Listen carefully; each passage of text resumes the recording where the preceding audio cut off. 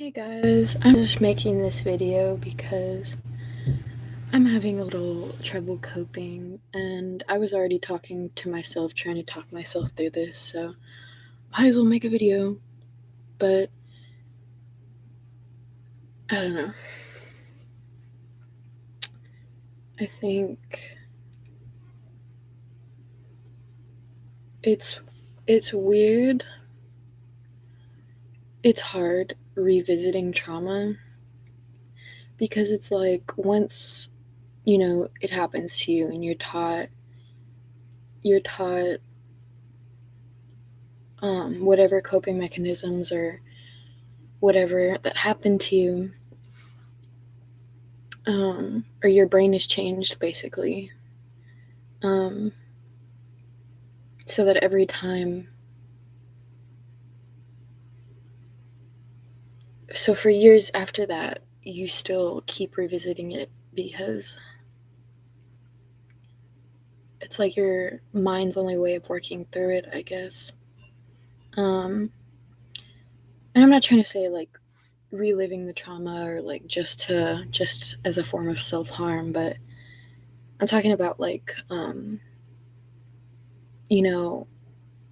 healing and growth when it comes to moving on. It's not just a linear path, and it's not just like it slowly gets better, you slowly are able to forget about it. I think it shows up in a lot of places in your life without you even realizing it, or like you won't even notice till years later what it's affected you. I guess I find myself wishing that my trauma never happened. I guess everybody who's experienced trauma wishes that. It's just really annoying when it's like it comes up again, whether like it's a thought or a feeling, and all of a sudden you're just like remembering all this stuff, and your brain is just working through it. I hate that icky feeling in my chest of like remembering that stuff. And obviously I've like thought about what it is that was taken away from me in those moments, what parts of me were the most affected, I guess you could say, so that I can know how to best heal. Say, for example, my trauma was involved with me learning to me being taught and learning to not care about abuse or things like that, because I thought it didn't matter if I said something, because of being ignored about it.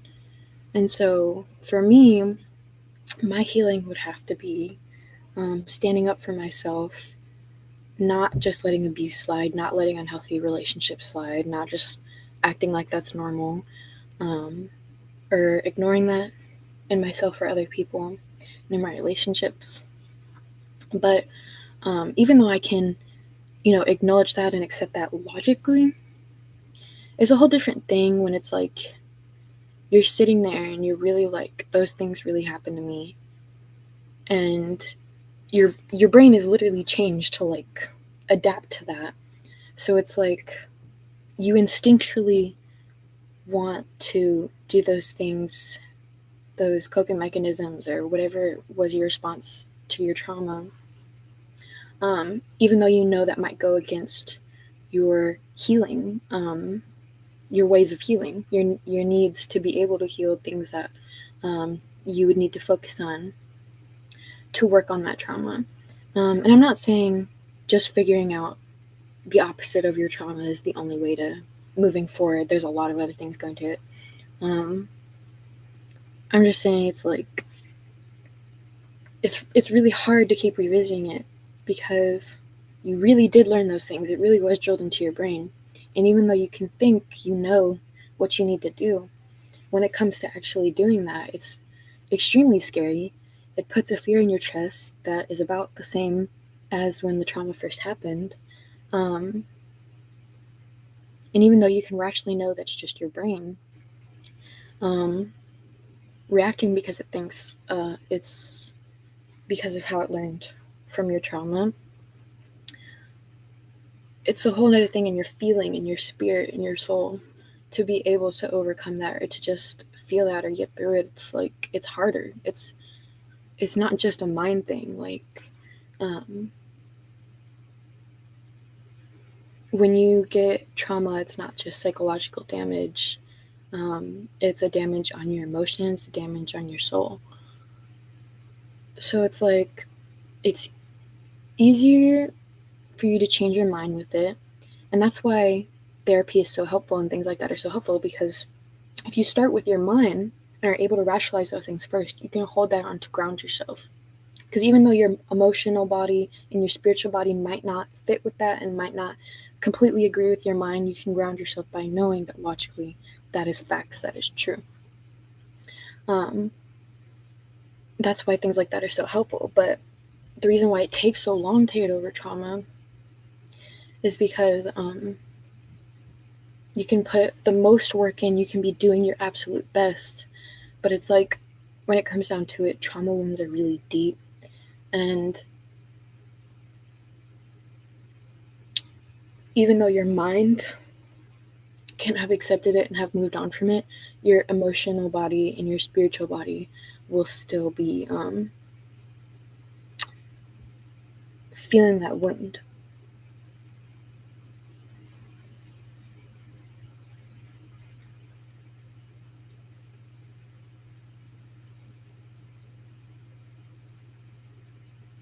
And you can't make it like it never happened.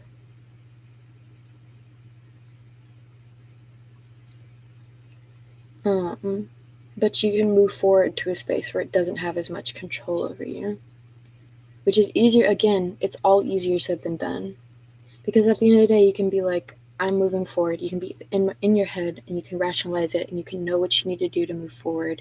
And you can practice out the things you need to do to move forward. But, you could still end up spiraling about it the next day.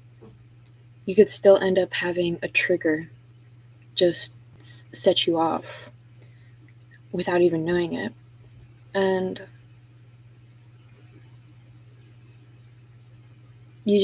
I guess the big thing is you got to be patient with yourself, because you are going to have to keep revisiting that. You're going to have to keep working on that for a pretty long time. And it does get better. I know for at least for me, having the perspective that I do now helps me to like, it still hurts for my inner child, you know what I mean? And like, my inner child can't understand anything that's going on with that. But from my perspective now, I can look at it and understand, even though I also have that part of me, which is my inner child, which cannot understand. So like, growth over a long time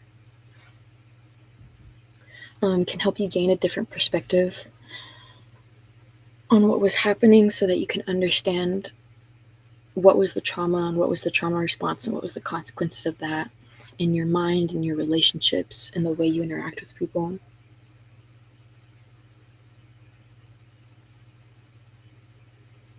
I'm sorry, I'm just ranting because, I'm coping. And I'm sorry if I start talking about something and I just completely switch topics, because I'm not very good at doing that. But I'm not very good at staying on one topic because I'm very forgetful.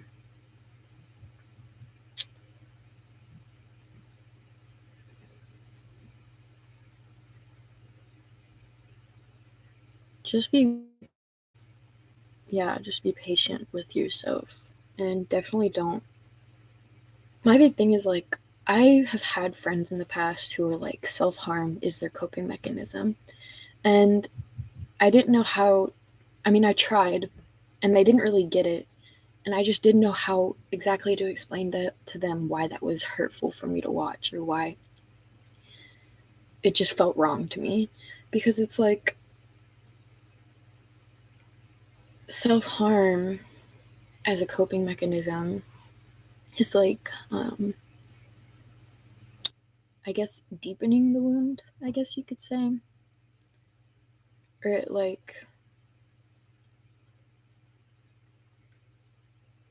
doesn't really help.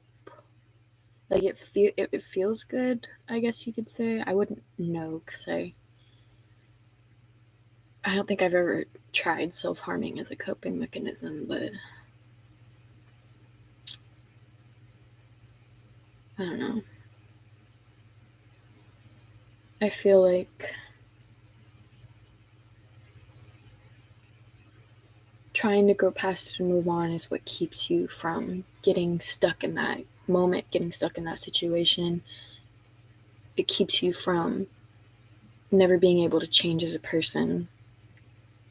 You know what I mean? And like, having that trauma be all who you are, basically. When you're self-harming as a coping mechanism, that sort of keeps you in that space. And this could be any sort of addiction that distracts you from your trauma and from your healing. That's why shadow work is so important, because it helps you reflect on what you're ignoring within yourself. But it's like, when you're trying to grow and you're trying to move on, you are being patient, even though, you know, it'll keep coming back on you for years, and it'll keep hurting for years, and it'll be super hard to work through. Over time, it gets better. And I feel like that's just the nature of time. But I feel like that's also just being able to get a different perspective on your trauma. But again, when it's just self-harm, you're staying stuck in that. And then you probably end up going down a path where you repeat that trauma, except you're the one instigating it on someone else.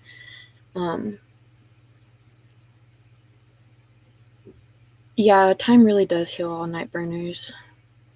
And you really do got to give it time, because it'll feel like you'll never ever it'll really feel like you'll never get over it, or you'll be spiraling about your trauma, and it'll just feel like the whole world is fucked up. And you know, that mindset is real. Like, it's real. It happens to people. I've been in that mindset before. Or even in depression, you can get depressed for weeks, for months, years, stuck in that mindset. But it's like, at the end of the day, that time that passes, your mindset will change. Especially when you are doing the effort to be like, there's a lot of trauma and I'm really fucked up in the head now, but I'm trying my best to work through it. You know what I mean? But if you're stuck in it, you're stuck in the trauma, and you keep, like, hurting yourself by reliving that trauma, then,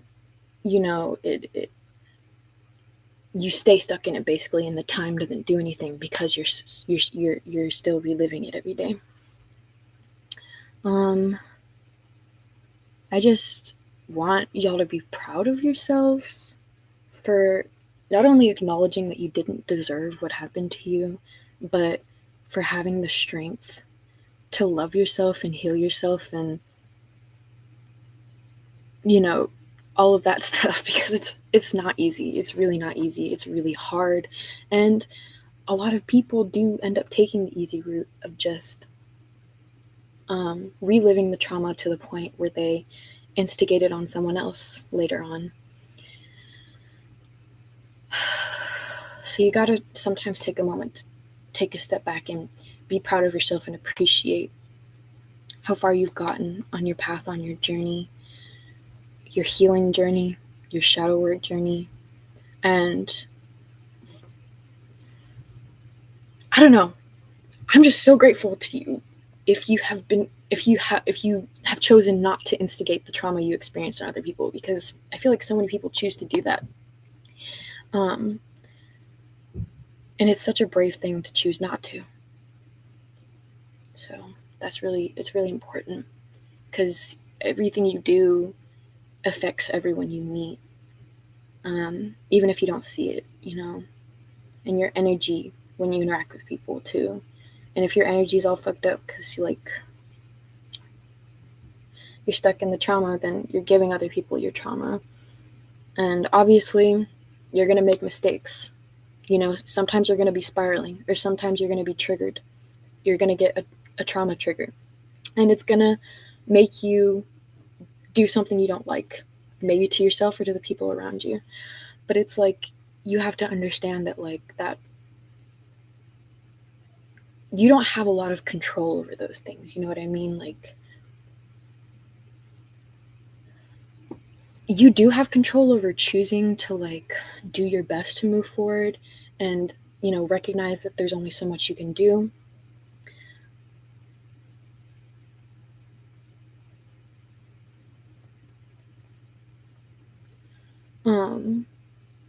Sorry, I got distracted. But geez, it really does hurt. Trauma fucking sucks, bro. Oh my god, the pain.